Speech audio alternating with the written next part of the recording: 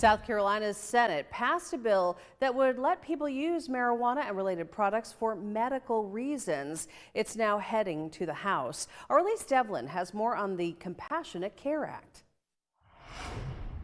On Wednesday, the Senate approved Senator Tom Davis's bill 24-19 with a bipartisan mix of yes and no votes. In the past week leading up to the approval, local leaders voiced their concerns. And I think it's one of the worst things that could happen to South Carolina, certainly to the upstate, which is my concern. So I think it's horrible.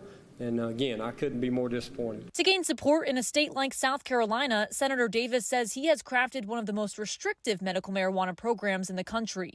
The bill would not allow smoking the drug, but instead allowing oil, salves, patches, or vaporizers. The illnesses that can be treated are specified, including cancer, multiple sclerosis, glaucoma, sickle cell anemia, autism, and some post-traumatic stress disorder cases. The bill states that marijuana can be obtained only through specially chosen pharmacies, and doctors would have to meet patients in person, and patients could only get a 2-week supply at one time. In a press conference last week, Greenville County Sheriff Hobart Lewis expressed his disappointment. We called those legislators and asked them to vote against that. I think medical marijuana personally is just a gateway to legalize marijuana in South Carolina.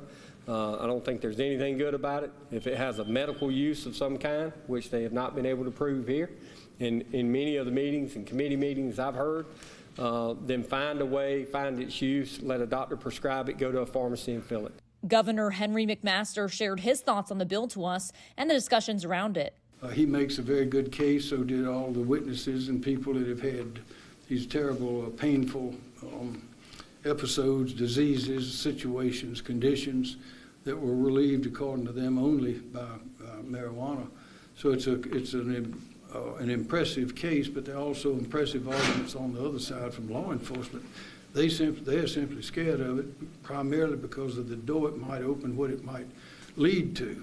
And if there's marijuana out there being provided for one thing, who's to say it won't be diverted to something else, no matter how tight you try to make the laws. If this becomes law, this would make South Carolina the 39th state to legalize medical marijuana. In Greenville, Elise Devlin, 7 News. Senator Davis removed a 6% fee on medical marijuana sales that he originally included in the bill because it caused the House leader to rule against him when he was bringing the bill to the House and on the floor back in 2022.